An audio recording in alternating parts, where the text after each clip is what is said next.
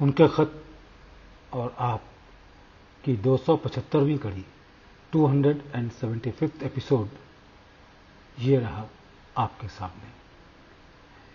ایک paragraph episode 274 سے، اس کے بعد آگے چلیں گے تاکہ ہمارا مومنٹم بریک نہ ہو. لیجیے ملاحظہ فرمائیے. ایشور کی یاد بے غرضانہ طریقے میں کرنا کہا گیا ہے، اور یہ ٹھیک ہی ہے، اس لیے کہ اس کی غرض سوائے ایشور کے اور کچھ نہیں رہتی. اب آپ اس کو کچھ کہہ لیں، خواہ گھر کی یاد، خواہ اس کو ٹھکانہ سمجھ لیں، خواہ ایشور پراپتی کر لیں، کہہ لیں، کوئی فرق نہیں ہوتا. خوشامد میں لگاؤ نہیں ہوتا. ادھر خوشامد کے الفاظ ختم ہوئے اور آپ اس سے علیحدہ، الگ، پھر کچھ مطلب نہیں. یہی لگاؤ جناب من کانسٹنٹ ریممبرنس ہے، اور اسی کو بھکتی کہہ سکتے ہیں.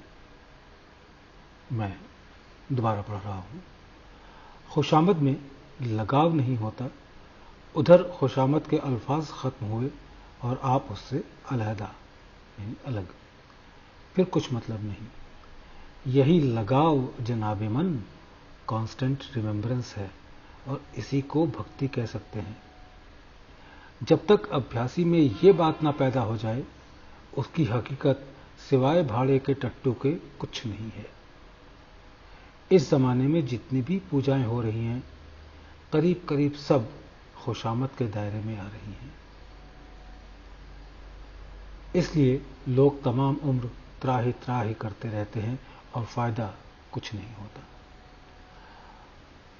جب کسی بادشاہ کی سلطنت میں کثیر تعداد یعنی بڑی سنکھیا خوشامدیوں کی جمع ہو جاتی ہے تو قابلیت اپنے اصل پیمانے پر کام کرنا چھوڑ دیتی ہے اور نظام یعنی ویوستھا بگڑنے لگتی ہے. پھر کیا ہوتا ہے؟ پھر بادشاہ کے لیے یہ لازم ہو جاتا ہے کہ کسی ذریعے ان کی خوشامد چھڑائی جائے تاکہ یہ اصل کام کے بنے، اور اسی کے لیے کوشش کی جاتی ہے. ہوتا یہ ہے کہ اس کوشش میں جب ان پر جبر اور سختی کی جائے تاکہ وہ سدھریں، اغلب ہے یعنی نشچت ہے کہ قدرت کاملہ نے بھی یہی رخ اپنا لیا ہو. یہ مضمون یعنی میٹر میں نے سب کے لیے کامن لکھا ہے. اس سے پہلے جو رجسٹری شدہ لفافے میں مضمون جا چکا ہے، اس میں چند باتیں اور لکھنے کے لیے رہ گئی تھیں کیونکہ بھیجنے کی جلدی تھی، مگر خیر جو کچھ بھی لکھا ہے وہ بھی کافی ہے.